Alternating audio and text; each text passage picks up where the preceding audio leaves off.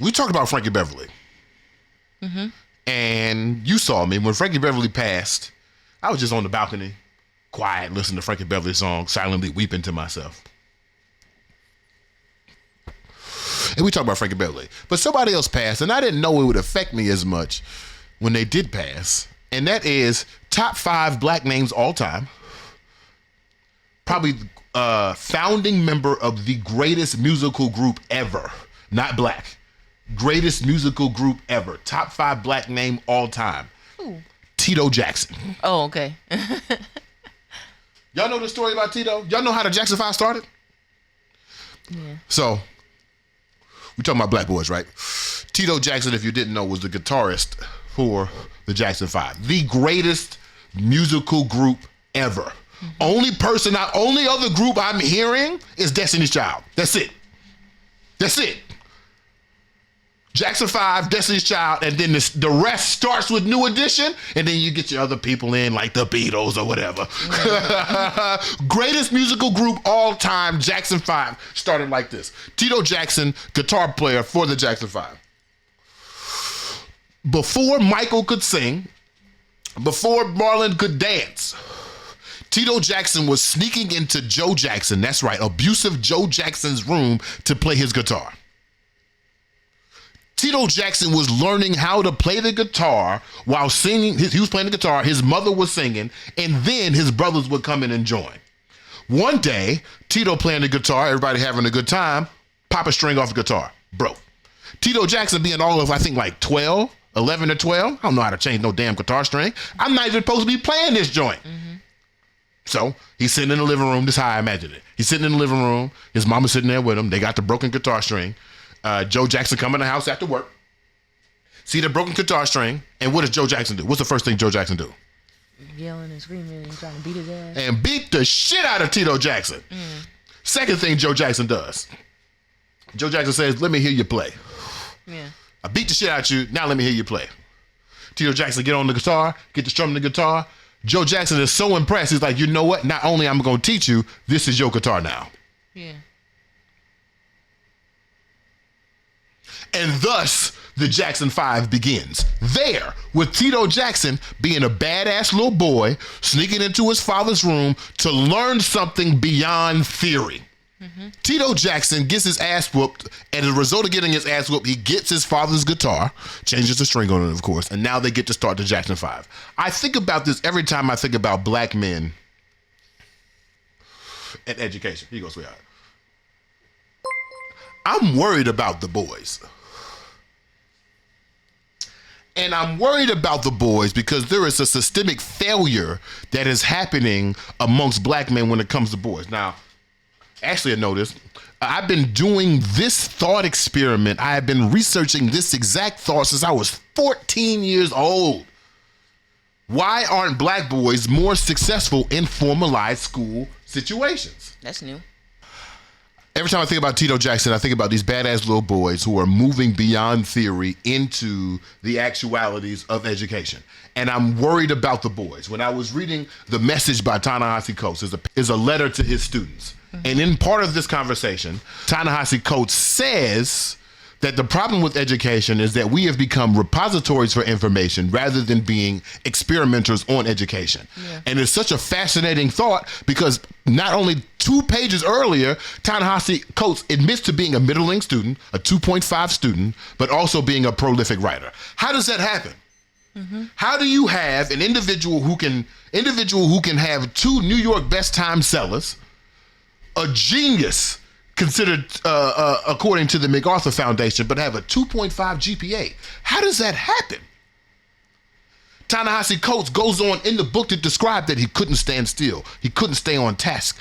Everything on his report card was, Ta-Nehisi can't keep quiet. Ta-Nehisi can't keep still. I can't keep him to keep his mouth shut. He won't do this worksheet in time. Therefore, he's a 2.5 student, but it turns out he's a genius. I'm worried about the boys. So we have these anecdotal situations like Ta-Nehisi Coates, like Tito Jackson, but then we have a larger problem. It turns out, as my nephew calls me, he said, did you have a problem finding male friends while you were at Howard? And I was like, Nah, not for real. If anything, Howard would be the first time in my life that I would have an abundance of male friends. All of my high school classes filled with women. All of my middle school classes filled with women. By the time I got to the accelerated program at elementary school, filled with girls, not women. It was all girls. And this is crazy because when you're in college, the ratio is often like 7 to 1. Right. Play the video. We have a new problem. My nephew calls me, said, I'm having a hard time finding my guy. Mm-hmm. I got girls off the wazoo. I'm like, yeah, go ahead, nephew. You know how you do with your patriarchy. Yeah, go ahead, nephew.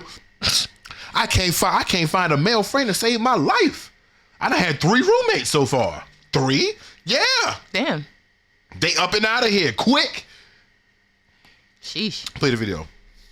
The absolute number of black men enrolled at historically black colleges and universities is the lowest it's been since 1976. That's according to recent analysis from the American Institute for Boys and Men, which crunched data from the Department of Education. In fact, black men now currently account for only 26% of the students at HBCUs. Back in 1976, that figure was 38%. Calvin Hadley is invested in closing this gap. He's assistant provost for academic partnerships and student engagement at Howard University, and he is here in the studio with me now. Thanks for being here. Thank you so much for having me. I want to start by talking about Howard, which of course is one of the foremost HBCUs in this country, a long, long list that I cannot recite of incredible alumni, including Vice President Kamala Harris. Let's start there. Are you seeing this decline among black male students where you are there at Howard, just down the road from us? I am. And thank you for having me to discuss this really important topic. I'm a Howard alum, and so I remember as a student, the numbers were also pretty stark at that time. I think we were around 33 to 34% when I was a student between 2004 and 2008. Now, as you announced in your introduction, Howard University is around 25% male total. And I think a recent statistic said around 19% black male. And so that is felt on campus.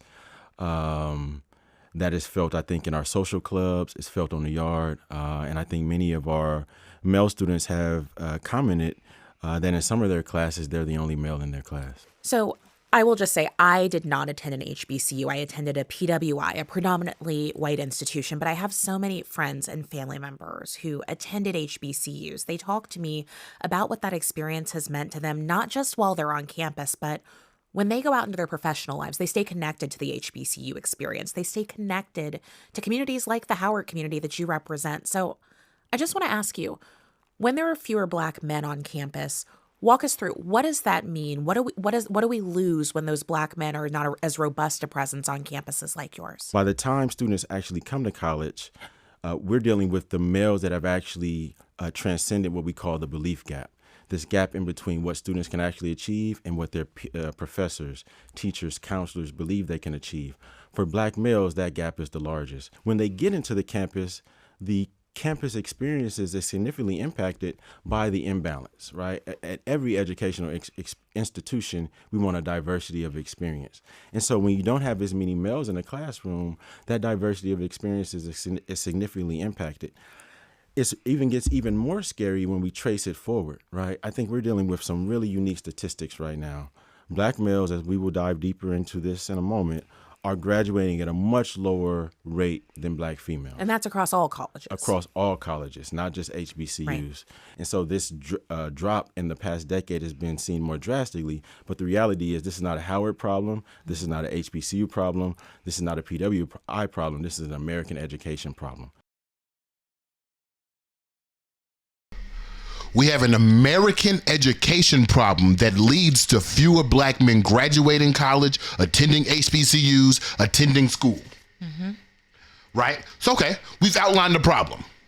Right? And what I want to clearly demonstrate to you within this segment is that the thing that is afflicting boys in education, specifically black boys in education, is not an issue of I'm not trying hard enough.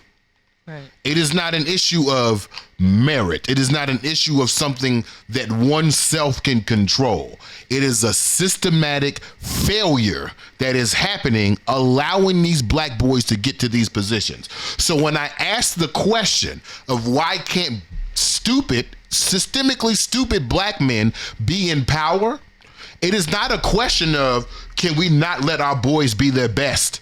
It is not a question of stifling individuals from becoming what they should be.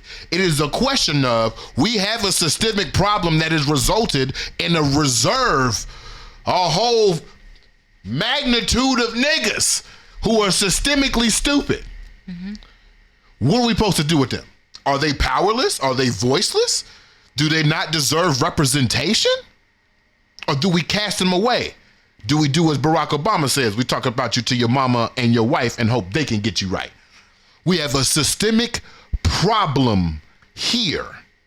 That's what I want to outline here. Mm-hmm. This is not a problem that your nephew just can't focus. There's a reason why your nephew can't focus. Right. This is not a problem why your little cousin has trouble reading. It's not because he can't sit still. There's a reason why he can't sit still. And there's a reason why his mind hasn't been activated to transform his non-sit still energy into productive academic energy. There's a reason for this. And in order to decipher this reason, I think we should decipher. I think we should do the first thing we've ever done in show history, sweetheart. What's up? We just did it Tuesday. Shit. The second time we should do something we've ever done something in show history, sweetheart. What's up? We should examine someone else's new blueprint. We have a radical solution that appeared in the Atlantic in 2022, was posted by Jamel Hill. And I just, you know what? Read it out loud and I'd love to hear your thoughts.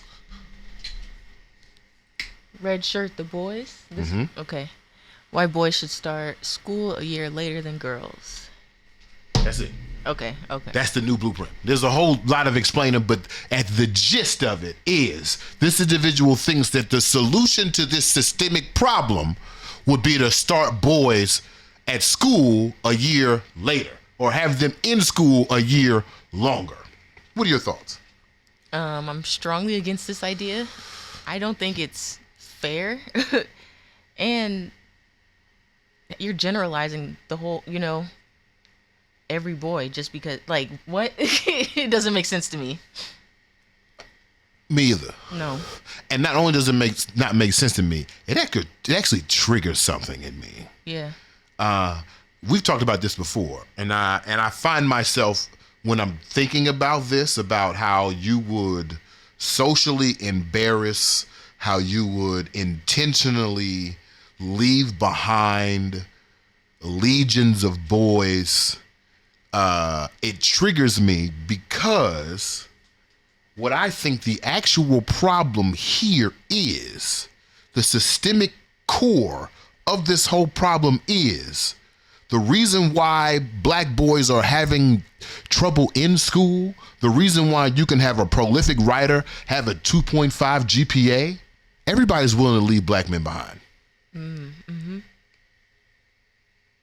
And I don't know how that came to be. I do. The point of the conversation triggers me because it feels like, we have no qualm leaving. If the rest of the world needs to survive, we'll throw away black men. Mm-hmm. We'll throw away black boys. They can't sit still anyway.